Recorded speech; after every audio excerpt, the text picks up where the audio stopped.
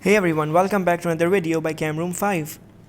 So previously we had started with A2 level chemistry and we were talking about the Born-Haber cycle. We had begun the idea by saying that Born-Haber cycle was for ionic compounds. We drew the Born-Haber cycle for sodium chloride, which included the enthalpy for formation and various other enthalpies like atomization, ionization, electron affinity, and the enthalpy for lattice energy. We came across the idea that few of them are endothermic, so the arrow moves upward, and few of them are exothermic, so automatically the arrow has to go downward. We even came with the equation where the enthalpy for formation was the sum of the individual enthalpies like atomization, ionization, electron affinity, and lattice. We kept on writing the definitions for various enthalpies. In today's video, we're going to be doing a past paper question where I have copied the question, and it is a question about the data below and the suitable data from the data booklet to calculate lattice energy of sodium oxide, which is Na2O. We have some energies with us, so first let's write the equations for these values. And if we do not have any value with us, we have the data booklet right across with us, so we can also use those values from there. So when we begin, first is the formation, so solid sodium and oxygen gas, because they are in the standard state, make solid sodium oxide, which is the standard state for sodium oxide. Since we need 2 moles sodium, we will put a 2 before sodium, and since we need 1 oxygen atom, we are going to put a half before O2 gas. The energy value for formation from the standard state is minus 416 kJ per mole. Moving on, the other is the standard enthalpy change of atomization of sodium. Atomization means solid sodium gets some energy and makes gaseous sodium atoms. The energy for this reaction is positive 109 because atomization is always endothermic. The third value with us is the electron affinity for oxygen, which means gaseous oxygen atom gain an electron, become O minus gaseous ions. In this case, the energy is exothermic, which is minus 142. The fourth value is electron affinity of O minus. Now listen carefully, O minus gaining an electron will make it O2 minus because it already was a minus. Now it's O2 minus gaseous, and the value here is positive 844. You might ask, why is the second electron affinity a positive value? Because in the previous class we said that electron affinity should be negative. We shall be talking about this concept soon. So let's begin with solid sodium, 2 mole sodium, reacting with half a mole of oxygen gas. That is the beginning point for us. Let me put it a little lower because we will need a lot of energy values in the endothermic direction. So this is the starting point for the formation of sodium oxide. Now let's take an arrow and first atomize the sodium. By atomization of sodium, we will convert the solid sodium into gaseous sodium atoms. So only the state symbol changes, but for oxygen everything remains the same. Because one step is dedicated for each thing, and that is for atomization of sodium. If we go across and see the value, it was supposed to be positive 109. Don't forget to times this value by 2 because there are 2 moles of sodium involved over here. Now since sodium gaseous atoms are ready, I believe the second thing that we should be doing is ionizing this sodium to make sodium positive ions and releasing the electrons out of them. So sodium becomes 2 positive gaseous ions, like 2 mole sodium gaseous ions, and we still have the oxygen with us, which is half mole oxygen gas. Here the value should be known as the ionization energy for sodium. We go to the data booklet and see the value for sodium Na is 11 and the value for first ionization energy is 494 kilojoules per mole. Coming back to the question, we will call it the ionization energy, which is 494 times 2 because there are 2 mole sodium atoms which are being ionized. Since it's only one ionization energy because it's only +1, we can move forward with oxygen now. Now in next step, we have to atomize the oxygen because it's a diatomic molecule. We can't work with molecules, we need to make it an atom. How do we do that? So here, the arrow is endothermic because atomization is always endothermic. The sodium ions were already ready, which were in the gaseous state. Let me put the electrons already because when 2 moles sodium were ionized, they released 2 electrons as a total. Each atom gave 1 electron, so 2 electrons because 2 sodiums. Now moving back to our concern, which was that oxygen now has to become one individual gaseous atom. That should be known as the atomization of oxygen. For that, we again have to go to the data booklet. So let me write it that this is the atomization of oxygen, but the value is not given. So we go to the data booklet to see how we can find the oxygen's atomization energy value.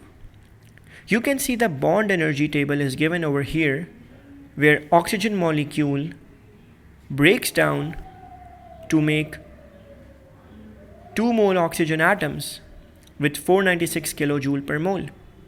You get 2 mole oxygen atoms with 496 kilojoule per mole. But here in atomization, in our question, we only need 1 mole oxygen atom. We are not concerned with 2. We only need the energy for basically 2 is 496 kilojoule per mole. But for our question, the atomization will involve only 1 mole oxygen atom being made by half O2. So the energy value should obviously be half of 496, and that has to be 248 if I'm not wrong. Let me use a calculator because my mind just stops working. Yeah, 248. Yes, I was right. So 1 mole oxygen atoms are made using positive 248 kilojoule per mole. This 1 mole oxygen atom should now gain an electron, and that should be known as the electron affinity. You can see the electron affinity is an exothermic reaction. So the arrow should not be moving upwards, rather it should be going downwards, because all exothermic reaction moves downward. So let me make a line for the clarity of the diagram. The arrow moves downward. Don't worry about the length of the arrow. You don't have to make it exactly proportional to the value of the energy, that's okay, just the direction matters. Now oxygen will gain 1 electron, become -1.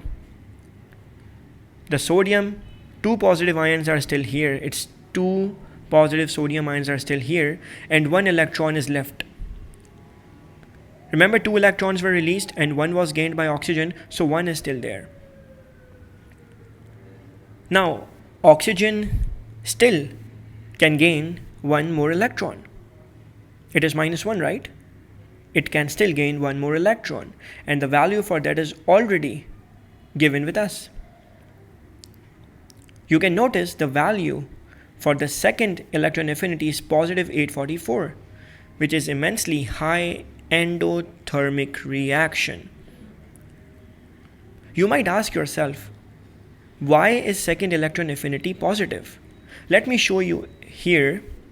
Let's discuss the question, why is second electron affinity positive? Because first was negative, right? So imagine the oxygen negative ion and it's gaining 1 more electron to become 2-. And the energy for here, it's immensely positive 844. It means it's not just endothermic, it's very endothermic. Why? Because oxygen is a negative ion. It already has a negative charge on it, and the incoming electron is also negative. So it's basically 2 negatives coming together with each other. There is repulsion. Repulsion between what? there's a repulsion basically between the negative ion and the electron. And whenever there's repulsion, there's endothermic reaction. So there's repulsion from the already present electrons in the shells of O- ion.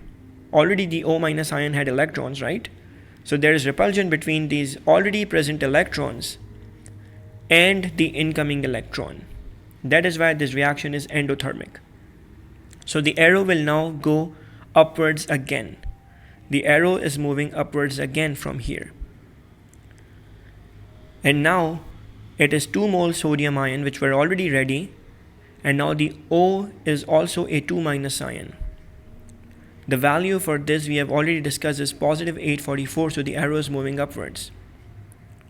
You can see there were endothermic reaction, then there was an exothermic, then there was again endothermic. And now last, when the oxide and the sodium ions are ready, the final step can happen. And you know the final step is none other than the lattice energy. So you will make the lattice energy, the arrow direction were ready. This is the lattice energy for Na2O. You can notice one thing, that it's immensely exothermic reaction to make a solid sodium oxide lattice. The starting was solid sodium and oxygen gas, and the final was the solid sodium oxide lattice. The level of the starting material and the ending material is not same, and that is exactly where the enthalpy of formation comes in. Enthalpy of formation means the total net change. So you can see the total enthalpy formation for sodium oxide is a combination of all these steps. You have to be very careful about the direction of the arrows. Now we can create an equation using the enthalpy for formation and all the other values. So let's write our own equation over here. We don't have enough space. Let's do it. Enthalpy for formation should be equal to the atomization of sodium, but 2 times because there were 2 moles sodium. Then enthalpy of ionization energy for sodium, again 2 times because there are 2 moles sodium. Then we talked about the atomization of oxygen. We need only 1 atom, so only 1 times. Then first electron affinity for oxygen. Let's move the other things a little downwards so that we have space for writing. Yes. After the first electron affinity, we have the second electron affinity for oxygen. So second Da. And then we have the lattice enthalpy for sodium oxide Na2O. Don't forget to notice that there are sometimes the values are multiplied by 2 when needed. So atomization of sodium, which is 109 times 2. Then ionization was 494 times 2. Then atomization was 248 because half bond energy.